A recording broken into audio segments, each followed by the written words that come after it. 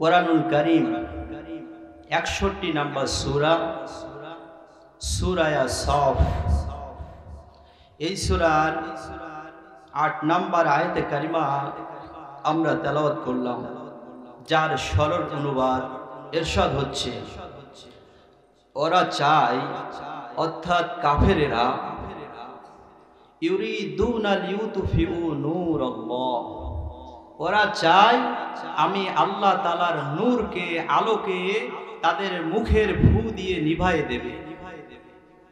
কিন্তু এটা কখনোই কাফেরেরা অতীতে পারে নাই, বর্তমান পারতেছে না, কিয়ামত পর্যন্ত সময় কখনো কোনো দিন তারা পারবে না। আল্লাহ বলছেন, আল্লাহু মুতিম্মু নূরিহি, আমি আমার নূরকে আরো উজ্জীবিত করব, আরো প্রজ্বলিত করব। ওয়ালাউ কারিহাল কাফিরুন, তাতে কাফেরদের মনে যত জ্বালা যন্ত্রণা ব্যথা শুরু হোক না কেন, আমি আমার নূরকে, আমি পৃথিবীর জমিনে, আমি আল্লাহ রাব্বুল আলামিন আমার কোরআনকে, আমার আলোকে, আমার নূরকে আমি প্রতিষ্ঠিত করব। জয় বলুন সুবহানাল্লাহ। এই কোরআন পৃথিবীতে এসেছিল এই বিশ্ব মানব মণ্ডলীকে অন্ধকার থেকে আলোর দিকে নিয়ে আসার জন্য। এটা আমার কথা নয়, আল্লাহ রাব্বুল আলামিন এই কোরআনুল কারীমের ভিতরে বলেছেন, আলিফ লাম রা, কিতাবুন আনজালনাহু ইলাইকা লিতুখরিজান নাসা মিনাজ-যুলুমাতি ইলান নূর। জোরে বলেন আল্লাহু আকবার। আল্লাহ রাব্বুল আলামিন বলেন, হে নবী, আপনার উপরে এই কিতাব কোরআনুল কারীম এই জন্য আমি অবতীর্ণ করেছি, যাতে করে আপনি বিশ্ব মানব মণ্ডলীকে অন্ধকারের ভিতর থেকে বাহির করে যেন আপনি আলোর পথ দেখাতে পারেন। কোরআন এসেছিল পৃথিবীতে অন্ধকারে পড়ে থাকা এই মানুষগুলোকে আলোর পথে নিয়ে আসতে, জাহান্নামের পথ থেকে জান্নাতে নিয়ে আসার জন্য। কিন্তু আজকে আমরা কি দেখতে পাই? যাদের কাছে এই কোরআন আছে, যারা এই কোরআন তেলাওয়াত করে, যারা কোরআনে চুমা খায়, যারা কোরআন বুকে জড়িয়ে রাখে, আজকে পৃথিবীর ময়দানে তারা নিষ্পেষিত, নিগৃহীত, নির্যাতিত, লাঞ্ছিত, ধিক্কিত। কেন? কোরআন তো এই জন্য পৃথিবীতে আসেনি। আল্লাহ রাব্বুল আলামিন বলেন, দুনিয়ার মানুষ কান খাড়া করে শোনো, এই কোরআন পৃথিবীতে কেন পাঠিয়েছি? আল্লাহ রাব্বুল আলামিন তার প্রিয় দোস্ত, আপনার আমার প্রিয় নবীজির কাছে ওহী করেছিলেন সেই সময় 1400 বছর পূর্বে। ও আমার বন্ধু, আমার হাবিব, আপনার উপরে তো কোরআন এই জন্য পাঠায়নি যে আপনি পৃথিবীতে মার খাবেন, আপনি লাঞ্ছিত হবেন, আপনি বেইজ্জত হবেন। এই জন্য আমি কোরআন নাজিল করিনি। আমি আল্লাহ রাব্বুল আলামিন, আপনার রব, আপনি আমার বন্ধু, আপনি আমার দোস্ত হাবিব নবী মুহাম্মদুর রাসূলুল্লাহ সাল্লাল্লাহু আলাইহি ওয়াসাল্লাম, আপনার উপরে কোরআন কেন নাজিল করেছে শোনেন। তাহা মা আনজালনা আলাইকাল কুরআনা লিতাশকা, নবী হে, আপনার উপরে এই জন্য কোরআন নাজিল করেছে যাতে করে আপনার ভাগ্য সুপ্রসন্ন হয়ে যায়। জোরে বলুন সুবহানাল্লাহ। আমার বন্ধুগণ, আল্লাহর নবী জনাবে মুহাম্মদুর রাসূলুল্লাহ সাল্লাল্লাহু আলাইহি ওয়াসাল্লাম দীর্ঘ 40টি বছর ওই মক্কাতুল মুকাররমায় এই ছোট্ট শিশু নবী জন্মগ্রহণ করার পর থেকে নিয়ে শুরু করে 40 বছর পর্যন্ত ওই মক্কার জমিনে হেঁটেছেন, চলেছেন, বড় হয়েছেন। আর কাফের বেঈমানরা তাকে মুহাম্মদ না বলে আল আমিন, অধিক বিশ্বাসী, আস সাদিক, তুমি আমাদের বন্ধু, এভাবে তারা সম্বোধন করত। আর বিশ্ব নবীর কাছে ওই আবু জাহেল, আবু লাহাব, উতবা, সাইবা, ওয়ালিদ ইবনে মুগিরার গোষ্ঠীরা, ওই কাট্টা কাফেররা, ওই মক্কার দলপতিরা, মক্কার নেতারা পর্যন্ত তাদের সোনা দানা, টাকা পয়সা, অর্থ করে আমার নবীজির কাছে আমানত রেখে দিত। 40 বছর এইভাবে আল্লাহর নবী তাদের কাছে আল আমিন আস সাদিক, অধিক সত্যবাদী, অধিক সুন্দর বন্ধু আমাদের তুমি। ঠিক 40 বছর যখন আমার নবীর বয়স হয়ে গেল, কবি বলতেছেন উতার কারে কারে হেরাসে সুয়ে কম আয়া और नफस का एक किमिया सतलाया। হেরা পাহাড় থেকে আল্লাহর নবী হেলে দুলে এই মাটির পৃথিবীতে নেমে আসলেন, আর সাথে আনলেন একটি পরশ পাথর। এমন পরশ পাথর নবীজি সাথে করে আনলেন, যেই পরশ পাথরের ছোঁয়াতে লোহাগুলি লাগলো, লোহাগুলি সোনায় পরিণত হয়ে গেল। হযরত ওমর রাদিয়াল্লাহু তাআলা আনহুর মতো লোহা সদৃশ্য মানুষ, যিনি আল্লাহ রাসূলকে হত্যা করতে এসেছেন, কত বড় বুকের পাটা, আল্লাহর মনোনীত নবী, তাকে হত্যা করতে এসেছেন। আপনার আমার ভোট দিয়ে তৈরি করা প্রার্থী নয়, আল্লাহর পক্ষ থেকে মনোনীত তারা হচ্ছেন নবী। আপনি আমি যারে খুশি তারে ভোট দিয়ে নির্বাচন করে একজন এমপি মন্ত্রী আপনি আমি তৈরি করি। ভোট দিয়ে নেতা বানানো যায়, এমপি মন্ত্রী বানানো যায়, ভোট দিয়ে কিন্তু নবী বানানো যায় না। নবী আল্লাহর পক্ষ থেকে ইলেকশনের মাধ্যমে হয় না, সিলেকশনের মাধ্যমে আল্লাহ তাআলা নবী নির্বাচন করেছে। তো সেই আল্লাহর পক্ষ থেকে পাঠানো নবী, আল্লাহর আকাশের নিচে জমিনের উপরে সর্বশ্রেষ্ঠ মহামানব, সেই মহামানবকে হত্যা করার জন্য হযরত ওমরের মতো সত্য হৃদয়ের মানুষ তিনি তরবারি নিয়ে ছুটেছিলেন। আর যখন কোরআনে কারিমের তেলাওয়াত শুনেছিলেন, তার হৃদয়টা এত নরম করে দিয়েছিলেন মালিক, তিনি নবী হত্যা করা বাদ দিয়ে ইসলাম গ্রহণ করে নিয়েছিলেন। জোরে বলুন সুবহানাল্লাহ। তাই কবি বলছেন যে এই কোরআনের ছোঁয়া যাদের লেগেছিল, সেই পরশ পাথরের ছোঁয়া লাগার কারণে লোহাগুলি সোনায় পরিণত হয়ে গিয়েছিল। আমার বন্ধুগণ, এই কোরআন যখন আল্লাহর পক্ষ থেকে হেরা গুহাতে নবীজির উপরে চলে আসলো, আল্লাহর নবী তখন আসার পরে সকালবেলা তিনি পাহাড়ের উপরে উঠে গেলেন। পাহাড়ের উপরে উঠার পরে আল্লাহর নবী ডাক দিলেন ইয়া সবাহা, ইয়া সবাহা বলে যখন নবীজি ডাক দিলেন, ওই আরবের একটা নিয়ম ছিল, তদানীন্তন সময়ে কেউ যদি কোনো সমস্যায় পড়তো বা কোনো এলান করতে চাইতো, খবর জানাতে চাইতো, তাহলে পাহাড়ের উপরে উঠে যখন ডাক দিতেন, তখন মানুষেরা চতুর্দিক থেকে তার কাছে আসতো এবং তিনি কি বলতে চান সেটা তারা শুনতো। আল্লাহর নবী তদানীন্তন সময়ের ফেসবুক, ইন্টারনেট, ইমেইল যেটা ছিল, ওইটা পাহাড়ের উপরে উঠে নবীজি আহ্বান করলেন ইয়া সবাহা, সকালের বিপদ, সকালের বিপদ বলে। এবার কাফেরেরা বলল, আরে এই কণ্ঠটা তো আমাদের অনেক পরিচিত কণ্ঠ, আমাদের ভালোবাসার মানুষ, আমাদের মুহাম্মদ, আমাদের আল আমিন, আমাদের সাদিক, তিনি তো ডাক দিচ্ছেন, চলো সকলে মিলে সেখানে যাই, তিনি আমাদের কি বলেন শুনে আসি। কিতাবের ভিতরে এসেছে, যারা সেখানে যেতে পারে নাই, বাড়ির থেকে আরেকজন ব্যক্তিকে পাঠিয়ে দিয়েছেন যে আমি যেতে পারছি না, তুমি যাও, আমাদের আল আমিন কি বলে এটা শোনো। এবার যখন মানুষেরা ওই পাহাড়ের উপরে চলে আসলো, আল্লাহর নবী বললেন, আমি যদি তোমাদেরকে বলি ওই পাহাড়ের অপর প্রান্তরে একদল শত্রু বাহিনী, তারা অস্ত্রে সজ্জে সজ্জিত হয়ে এরকম প্রস্তুতি নিয়ে বসে আছে, তোমাদের উপরে আক্রমণ করবে, হামলা করবে, আমার কথা তোমরা বিশ্বাস করবা নাকি? তারা বলল, হ্যাঁ অবশ্যই বিশ্বাস করব, কেননা তুমি তো আল আমিন, তুমি আস সাদিক, জীবনে একটি মিথ্যা কথা তুমি বলনি, কেন নাই, অবশ্যই তোমার কথা বিশ্বাস করব। আল্লাহর নবী বললেন, তাহলে শোনো, এবার আমি আমার আসল কথা বলি। ইয়া আইয়ুহান নাসু কুলু লা ইলাহা ইল্লাল্লাহ তুফলিহুন।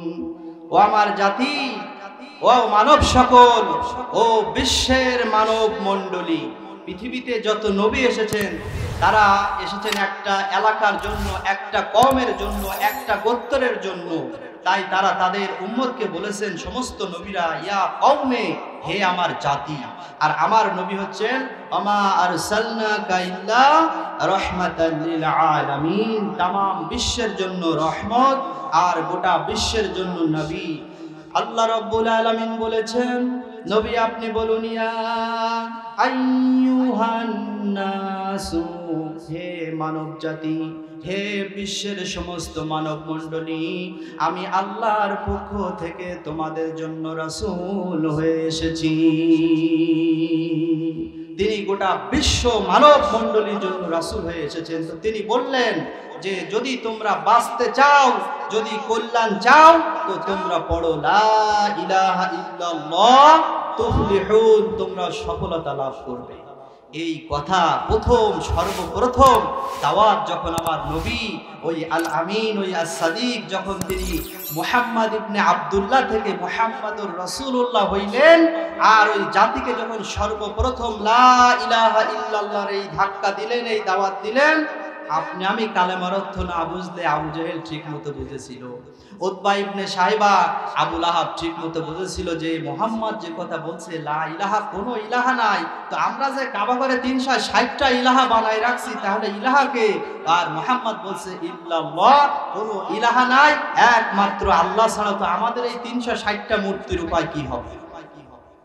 ওরা ভালো মতো বুঝেছিল মুহাম্মদ যা বলছে এটা যদি মেনে নেই, আমাদের চেয়ার, আমাদের নেতৃত্ব, আমাদের কর্তৃত্ব সব মাটির সাথে মিশে যাবে। মুহাম্মাদের অনুসরণ হয়ে থাকতে হবে, অনুসরণ করে চলতে হবে। আল্লাহর নবীর এই দাওয়াত দেওয়ার পরে যেই দিন আমার নবী পৃথিবীতে এসেছিলেন, আমার নবী পৃথিবীতে আসার আগে 6 মাস পূর্বে আমার নবীর বাবা আব্দুল্লাহ পৃথিবীর জমিন থেকে বিদায় নিয়েছিলেন। আর আমার নবী যেই দিন পৃথিবীতে শুভাগমন করেছিলেন মা আমিনার ঘরে ভাঙ্গা কুঠিরে, আমার নবী এসেছেন এই খবর শোনার পরে আবু লাহাব অত্যন্ত খুশি হয়েছিলেন যে আমার ভাই আব্দুল্লাহ পৃথিবীতে নাই। আব্দুল্লাহ আমার ছোট ভাইয়ের সন্তান হয়েছে মুহাম্মদ। আমি আমার বাড়ির দাসীকে বাদীকে আমি চিরজনমের মতো মুক্ত করে দিলাম। নবী পৃথিবীতে এসেছেন, নবীর মিলাদ হয়েছেন, আগমন ঘটেছে। আবু লাহাব ওই দিন খুশিতে আনন্দে তার বাড়ির কাজের লোকটাকে সে স্বাধীন করে দিয়েছিল, ছেড়ে দিয়েছিল যে তুই আমার বাড়ি থেকে চলে যা, তোকে আর আমার বাসায় বন্দি থাকতে হবে না। এই যেদিন রাসূল পৃথিবীতে আসলেন কত খুশি হলেন, তার আনন্দে বাড়ির কাজের মহিলাকে ছেড়ে দিলেন, আজাদ করে দিলেন, স্বাধীন করে দিলেন। ঠিক সেই নবী দীর্ঘ 40 বছর পরে আমার মালিকের পক্ষ থেকে যেই কোরআন পাইলেন, আর নবী সর্বপ্রথম দাওয়াত দিলেন। আর নবীজি যখন বললেন যে তোমরা বলো লা ইলাহা ইল্লাল্লাহ তুফলিহুন, তোমরা সফলতা লাভ করবে, ওই আবু লাহাব সর্বপ্রথম পাথর হাতে নিয়ে আমার নবীজির দিকে নিক্ষেপ করেছিল। নবীর মিলাদে অনেকেই খুশি হয়, কিন্তু নবী যেটা বলে সেটা শুনতে চায় না। এই চাচা, আপন চাচা, নবীর 10 জন চাচা ছিল। আব্দুল মুত্তালিবের ছিল 10 সন্তান, এই আবু লাহাব ছিল তার ভিতরে এক সন্তান। নবীজিকে সর্বপ্রথম তার রক্তের, তার বংশের, তার চাচা পাথর ছুঁড়ে মেরেছিল। কোনো কারণ ছিল না, একটি কারণ, একমাত্র এক আল্লাহর তাওহীদের ঘোষণা দেওয়ার কারণ। আজকের তামাম বিশ্ব জুড়ে যারা কোরআনের কথা বলেন, আকাশের আসমানের মালিকের কথা বলেন, আসমানে ওহির কথা বলেন, এদের কোনো দোষ নয়, শুধুমাত্র এক আল্লাহর কথা বলার কারণেই তাদের উপরে অত্যাচারের স্টিম রুলার যুগে যুগে কাফের বেঈমানে চালিয়েছেন, বর্তমান চলেছে, কিয়ামত পর্যন্ত চালাইবে। এই কারণে শুধুমাত্র তারা আল্লাহর কথা বলে, এই কারণে, অন্য কোনো কারণ নয়। আল্লাহ রব্বুল আলামিন সে কথা বলেছেন, আমার কথা নয়। রব্বুল আলামিন কোরআনুল কারীমের ভিতরে বলেছেন, ওয়া মা নাকামু মিনহুম ইল্লা আইয়ুমিনু বিল্লাহিল আজিজিল হামিদ। জোরে বলেন আল্লাহু আকবার। আল্লাহ রাব্বুল আলামিন বলেন, আমার ওই সমস্ত মুমিনদের কোনো অপরাধ ছিল না, কোনো অন্যায় দোষ তাদের ছিল না, একটাই কারণে তাদের উপরে অত্যাচারের স্টিম রুলার চালানো হয়েছে। তারা বলেছেন তারা এক আল্লাহর উপরে আমরা ঈমান এনেছি, এই কথা বলার কারণে বাতিল গোষ্ঠীরা তাদের উপরে নির্যাতনের স্টিম রুলার চালিয়েছে। আজকে তামাম বিশ্ব জুড়ে দীর্ঘ 50টি বছর যিনি কোরআনের দাওয়াত ময়দানে ছড়িয়ে দিয়েছিলেন, কি অপরাধ ছিল তার? কেন তার জীবন থেকে 13টি বছর কারাগারে পার করতে হলো? কি অপরাধ ছিল তার? একটি অপরাধ কি প্রমাণ করতে পেরেছে জাতির সামনে যে তিনি এই অপরাধে অপরাধী হয়েছেন? একটি অপরাধ সত্য প্রমাণ করতে পারেন না। শুধুমাত্র আল্লাহর কালামের ব্যাখ্যা বলিষ্ঠভাবে তামাম বিশ্বের ময়দানে ছড়িয়ে দেওয়ার কারণে, জালেমদের সহ্য না হওয়ার কারণে তাকে বন্দিশালায় বন্দি করে ধুকে ধুকে রেখে শেষ পর্যন্ত তাকে ইনজেকশন পুশ করার মাধ্যমে আল্লাহ জমিন থেকে শাহাদাত বরণ করিয়ে দিয়েছে। কথা বলেন ঠিক কিনা? আমার বন্ধুগণ, শুধু তাকে নয়, এরকম কোরআনের ময়না, কোরআনের বুলবুল অসংখ্য অগণিত বাংলার জমিন থেকে নয়, তামাম বিশ্ব জুড়ে সেই পৃথিবীর প্রথম থেকে শুরু করে আজ পর্যন্ত, এখান থেকে শুরু করে কিয়ামত পর্যন্ত যারা কোরআনের হক কথা বলিষ্ঠ কণ্ঠে পৃথিবীর ময়দানে উচ্চারণ করবে, তাদেরকে জেল জুলুম হামলার শিকার হইতে হবে। আপনি বলতে পারেন যে হুজুর এগুলো কি বলছেন, ওনার দোষ আছে। হ্যাঁ, ওনার যদি দোষ থাকে, আমার নবীর কি দোষ ছিল? 40টা বছর পর্যন্ত তাকে আল আমিন বলা হলো, আজ সাদিক বলা হলো, তার কাছে টাকা পয়সা আমানত রাখা হলো। আর সেই বিশ্ব নবী যখন বললেন লা ইলাহা ইল্লাল্লাহ, চাচা আবু লাহাব কেন তাকে পাথর ছুঁড়ে মেরেছিল? জাতির কাছে আমি জবাব শুনতে চাই। কি অপরাধ ছিল আমার নবীকে? কেন সেই মক্কার ভূমি থেকে, জন্মভূমিটাকে ত্যাগ করে রাতের আধারে সিদ্দিক আকবরকে সাথে নিয়ে মক্কার জমিন ছেড়ে চোখের পানি ফেলতে ফেলতে কেন তার বাপ দাদার ভিটা ছেড়ে, মক্কা ছেড়ে মদিনায় রাতের আধারে চলে যেতে হয়েছিল? কেন? পৃথিবীর মানুষের কাছে জবাব জানতে চায় যারা এটার বিরোধিতা করে। কি অপরাধ ছিল আমার নবী? একটি অপরাধ, আল্লাহর দ্বীন আমি দুনিয়ায় বাস্তবায়ন করতে এসেছি, এটাই নবীজি বলেছিলেন, তার এই কারণে অপরাধ ছিল। আজকে আমি বলতেছি যে যেখানে যা হোক ওসব কিছু বলা যাবে না। কেন বলা যাবে না? আমি যে হাদিস পড়েছি তার দিকে যাচ্ছি, আমার সময় তো কম। আল্লাহর নবী যখন এই দাওয়াত দিয়েছিলেন, কাফের বেঈমানেরা ভালো করে বুঝেছিল মুহাম্মদ যেভাবে দাওয়াত শুরু করেছেন, তাহলে কয়েকদিন পরে আমাদের চেয়ার আর থাকবে না। সুতরাং কি করা যায়? ওরা দারুন নাদওয়া নামক একটা জায়গায় বৈঠক করলেন।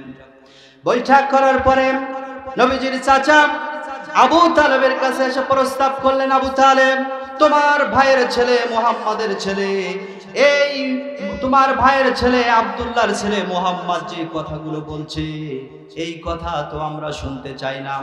ও আবু তালেব, আমরা তোমার কাছে প্রস্তাব করতেছি, মুহাম্মদ যদি এই আরবের সবচাইতে সুন্দরী নারীকে বিবাহ করতে চায়, তাহলে আমরা তাকে বিবাহ দিয়ে দিব। সে যদি টাকা পয়সা চায়, অর্থ কড়ি চায়, সে যদি সমাজের নেতা হতে চায়, আমরা তাকে বানিয়ে দেব। তারপরেও যেন সে যেন এই দাওয়াত না দেয়।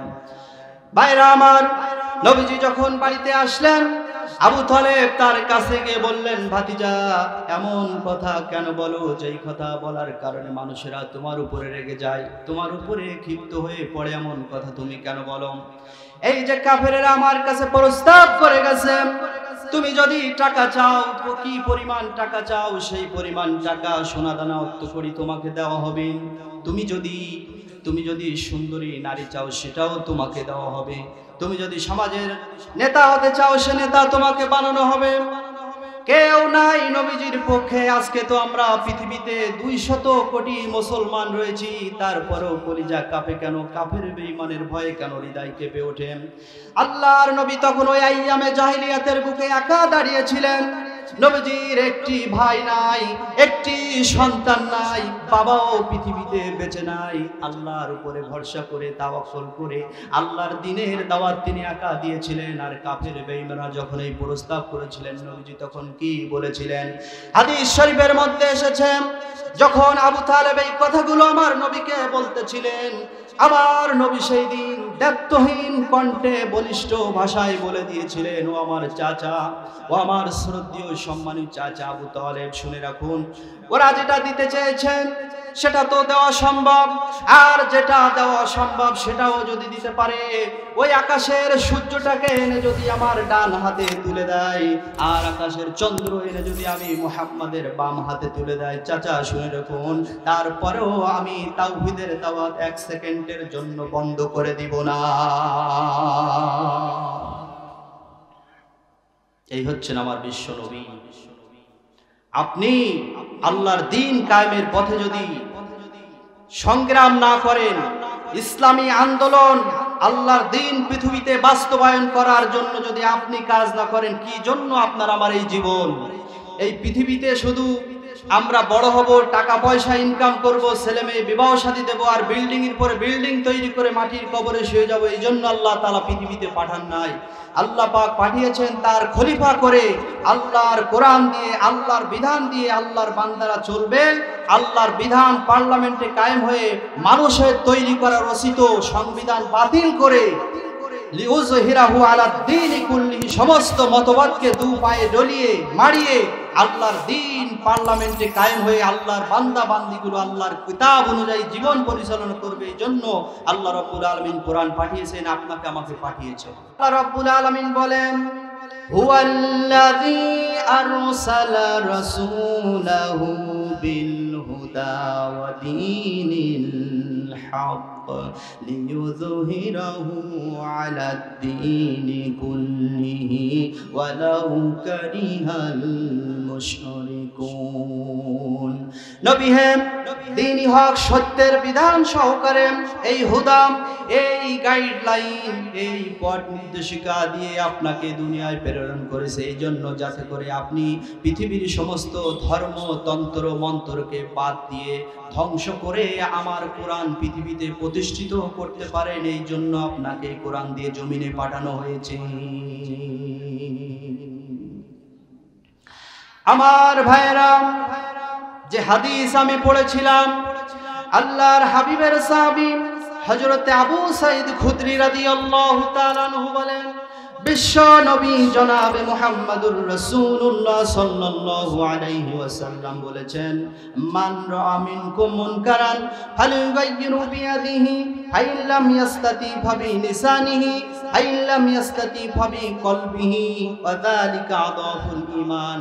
উম্মতেরা শুনে রাখো, যদি তোমার চোখের সামনে, তোমার দুনয়নের সামনে, তোমার বাড়িতে, তোমার এলাকায়, তোমার সমাজে, তোমার দেশে, তোমার রাষ্ট্রে যদি কোনো আল্লাহ বিরোধী, ইসলাম বিরোধী কোনো অন্যায় কাজ তুমি দেখতে পাও, তাহলে তুমি তোমার 2 হাত দিয়ে বাধা দান করবে। ফাইল্লাম ইয়াস্তাতি, কোন অন্যায় দেখার পরে যদি তোমার বাধা দেওয়ার শক্তি না থাকে, তাহলে ভাবি লিসানিহি, তোমার বক্তব্য দ্বারা, জবানের ভাষা দ্বারা, তোমার মুখের কথা দ্বারা সেই অন্যায়টাকে বাধা দেওয়ার জন্য তুমি চেষ্টা করো, কথা বলো। ফাইল্লাম ইয়াস্তাতি, এই শক্তি যদি তোমার না থাকে, মুখে বললেও সমস্যা, এরকম শক্তি তোমার নাই, তাহলে ভাবি লিসানিহি, তোমার জবান দিয়ে যদি বলার শক্তি তোমার না থাকে, ভাবি কলবিহি, তাহলে ওই অন্যায়, ওই খারাপ কাজ দেখে তুমি অন্তরে অন্তরে ঘৃণা করবে। আর এই যারা শক্তি থাকার পরে, অন্যায় দেখার পরে বাধা দান করে না, শক্তি থাকার পরে মুখ খুলে বোবা শয়তানের মতো থাকে, কথা বলে না, তারা যারা শক্তি থাকার পরেও অন্তরে অন্তরে যারা ঘৃণা করবে, আমার বিশ্ব নবী বলেছেন, শুনে রাখুন পৃথিবীর মানুষ, আমার উম্মতিরা, ওয়া কাযালিকা আদাফুল ঈমান। এটা হলো ঈমানের একেবারে থার্ড ক্লাস, সর্বনিম্ন স্তর। এজন্য কোনো অন্যায় যদি আপনার আমার সামনে হয়, ইসলাম বিরোধী কোনো কাজ হয়, আর আপনার যদি শক্তি থাকে, দাপট থাকে, অবশ্যই সেখানে বাধা দিতে হবে, এটা 1 নম্বর ঈমানের কাজ। আর সেই শক্তি না থাকলে আপনার মুখ, আপনার জবান দিয়েছেন মালিক, বোবা তৈরি করেননি, আপনার মুখ খুলে সেখানে বলতে হবে যে এই অন্যায়, আল্লাহ বিদ্রোহী, এই কাজটি করা যাবে না। এই শক্তি যদি না থাকে, অন্তরে ঘৃণা করতে হবে। আর এটা হলো ঈমানের সর্বনিম্ন স্তর। আমার ভাইরা, আমাদের গায়ে জ্বর উঠলে পরে, কারোর জ্বর হইলে পরে থার্মোমিটার দিয়ে আমরা জ্বর মাপি। আপনার আমার ঈমান কতটুকু আছে এই ঈমানটা মাপার জন্য একটি থার্মোমিটার আছে, সেই হাদিস হলো এই, যদি পরিপূর্ণ ঈমানের শক্তি আপনার আমার থাকে, জীবন চলে যাবে, বাতিলকে ভয় করবে না, কাফেরকে ভয় করবে না, অন্যায় বাধা দিবেই দিবে। এরপরে যদি তার ঈমান সেকেন্ড ক্লাস হয়, সে মুখে বলবে, আর থার্ড ক্লাস ঈমানদার হইলে পরে সে অন্তরে অন্তরে অন্যায় দিকে ঘৃণা করবে আর বলবে সুবহানাল্লাহ, যে যা পারে করুক, আমি চলি ভালা। আমার ভাইরা, অসন্তুষ্ট হবেন না। এই মাটির উপরে আজকে বাবাজিরা আমরা আসি, এখান থেকে 200 বছর পরে এই ভাইরা বোনেরা আমরা যারা এখানে আসি আর কেউ মাটির উপরে থাকবো না। 200 বছর পরে আমরা থাকবো মাটির নিচে। আর কত কোটি বছর পরে যে মালিক মিনাল বাস কিয়ামতের ময়দানে উঠাবেন, ওই মাটির অন্ধকার কবরে আমি হুজুর আপনার সাথে যাবেন না, আপনি আমার শ্রোতা আমার সাথে কবরে যাবেন না, আপনার পীর সাহেব যাবে না, আপনার নেতা যাবে না। আপনি যখন কবরে থাকবেন, শুয়ে যাবেন, 1 নম্বর প্রশ্ন করা হবে, মান রব্বুকা, তোর রব কে ছিল বল। এখন যদি সারা জীবন সেই রবকে না মানি, রব্বি আল্লাহ বলার শক্তি হবে না, যতই মুখস্থ করে যাই না কেন। রব্বি আল্লাহ তারাই বলতে পারবে যারা রবের হুকুম মতো গোলামি করে জীবন পরিচালনা করতেছে। আর বন্ধু, 2 নাম্বার, সেই রাসূলকে কবরে আনা হবে, আর রাসূলকে আপনার আমার সামনে কবরে এনে বলা হবে, মান হাজার রাজুল, এই ব্যক্তিকে সারা জীবন দাড়িটা কেটে একেবারে হিন্দুর মতো মুখখানা এইভাবে করে রেখেছেন বাবা। আমার রসুলকে, আপনার রসুলকে যখন কবরের ভিতরে আনা হবে, আর আপনি ওই অবস্থায় কবরে শুয়ে যাবেন, আপনার সামনে যখন বিশ্বনবীকে আনা হবে, তার নুরানি চেহারায় সুন্দর দাড়ি মোবারক দেখবেন, আর আপনার দাড়ি কাটা এই চেহারা রসুলের সামনে আপনি কোন মুখ নিয়ে দেখাবেন রে বাবা? কারে খুশি করার জন্য দাড়ি কাটতেছেন বাবা? চোখ বন্ধ করে দেখুন, সব ফাঁকি। দাড়ি আর কাটবেন না। একটি ওয়াজ করে যাই, যাদের মুখে দাড়ি নাই বাবা, হিন্দু কি দাড়ি রাখবে?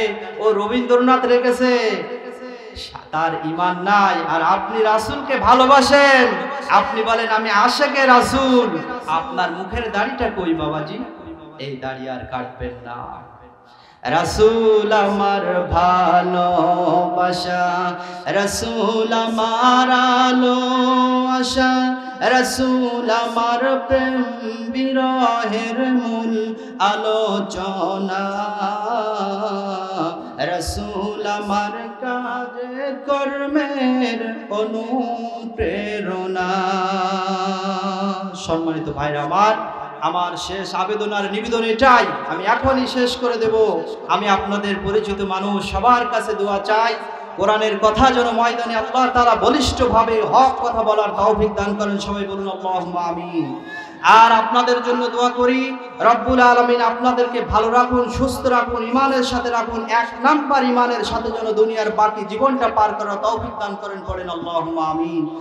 আজকের আপনাদের পাঞ্জেখানায় আমরা ফজরের নামাজ আদায় করেছি সুদূর সাতক্ষীরা থেকে এসে। আজকের আমরা যে 3 জন ভাই সাতক্ষীরা থেকে এসেছি বাবা, দুঃখের সাথে বলছি, অতি বড় দুঃখের সাথে, এই তাফসীরুল কোরআন মাহফিল দেওয়া শোনা এটা আমাদের জন্য ফরজ নয়, এটা হলো নফল, অতিরিক্ত আপনার আমার জন্য। তো নামাজটা ছিল ফরজ, আর জামাতে মসজিদে গিয়ে আদায় করা ছিল সুন্নাতে মুআক্কাদা। আজকে আমার বড় ভাইজান এসেছেন আমির হোসেন বাহার, তাকে নিয়ে আমরা 3 জন যখন মসজিদে আসলাম, দেখি ইমাম সাহেব একা একা নামাজের মসলায় বসে আছে, একটি মানুষও মসজিদে নাই। আপনাদের ইমাম সাহেব সাক্ষী, আমার বড় ভাইজান সাক্ষী। তো আমরা 3 জন আসলাম, আর ভাইজান আসলেন, আর ইমাম সাহেব নামাজ পড়ালেন। আমার দুঃখ এই জায়গায়, এই তাফসীরুল কোরআন মাহফিল, এই মসজিদ কমপ্লেক্স, আর এত ঘন বসতি, একটি ভাই, একটি বাবাজি, একটি মুরব্বী আপনারা কেউ মসজিদে আসেন নাই। আপনাদের পাঞ্জাখানার কি অবস্থা বাবাজিরা? শুনে রাখুন, কিয়ামতের কঠিন ময়দান যেদিন কায়েম হবে, হাসরের ময়দান যেদিন কায়েম হবে, ওই দিন মানুষকে জান্নাতে জাহান্নামে দেওয়ার পরে জান্নাতীরা জান্নাত থেকে বাহির হয়ে তারা বলবে, একটু দেখে আসি না, জাহান্নামের কিনারায় বেরিয়ে আসি, একটু ঘুরে আসি, কারা জাহান্নামে পড়ে গেছে। তো ওই জাহান্নামের পাশ দিয়ে জান্নাতীরা একটু বেড়াতে যাবে, আর দেখতে পাবে, আরে আমার পরিচিত বড় ভাই, আমার চাচাজি, আমার গ্রামের ভাই জাহান্নামে কেন? ওই জান্নাতীরা তখন ওই জাহান্নামী পরিচিত মানুষগুলোর মুখ দেখে চিনতে পেরে জিজ্ঞেস করবেন, ইয়াতাসাআলুনা আনিল মুজরিমিন, কি অপরাধের কারণে তোমরা আজকে জাহান্নামের ভিতরে পড়েছো? পৃথিবীতে এমন কোন অপরাধ করে এসেছো তোমরা?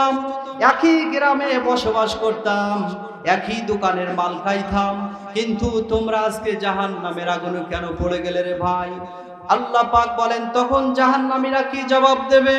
সেদিন জাহান্নাম থেকে যেন মানুষ বেঁচে যেতে পারে, এজন্য আমি রব্বুল আলামিন আগের থেকে কোরআনে কথাগুলো শোনাই দিলাম। আমার ভাইরা, ওই দিন জান্নাতীরা প্রশ্ন করার পরে জাহান্নামীরা জবাব দিয়ে বলবে, ক্বালু লাম নাকু মিনাল মুসাল্লিনা ওয়া লাম নাকু নুতঈমুল মিসকিন। আমরা নামাজ পড়ি নাই, মুসল্লি ছিলাম না, আর এতিম মিসকিন রে খাইতে দিতাম না, এই কারণে জাহান্নামে এসেছি। এই রাত 12টা পর্যন্ত গলা চিল্লায়া কোরআনের কথা বলে শুনে যদি ফজরের ফরজ এই নামাজটি আদায় না করে, এটা শুনে আমাদের কোনো কাজে আসবে না, আসবে না, আসবে না। কিয়ামতের দিন আপনি আমি যখন সবাই উঠব, সর্বপ্রথম আপনাকে আমাকে জিজ্ঞেস করা হবে, ইন্নামা ইউহাসাবু বিহিল আবদু ইয়াউমাল কিয়ামাতিস সালাহ। বান্দা পৃথিবীতে নামাজ আদায় করেছিল না? যাক, আমার ভাইজান এসে গেছেন। ও আচ্ছা, তো সম্মানিত ভাইরা আমার, সর্বপ্রথম হাসরের মাঠে আপনাকে আমি হুজুরকে জিজ্ঞেস করা হবে নামাজ আদায় করেছিলে কিনা। একটু ভাববেন, বালিশে মাথাতে রেখে 30টা বছর 60টা বছর পৃথিবীতে হায়াত পাইলাম, দৈনিক আল্লাহ তাআলার পক্ষ থেকে এই যে 5 বার 17 রাকাত ফরজ নামাজ আমি লঙ্ঘন করে চলছি, আমার কবরে রাখার পরে কি উপায় হবে? কি উপায় হবে? 6 দিন পরে নখ খসে যাবে, 9 দিন পরে চুল, কবর গাহের সামান নিতে কইরো না কেউ ভুল, কবর জায়গা ভালো নয়, কবর গৃহ আমল দিয়ে সাজিয়ে নিতে হয়।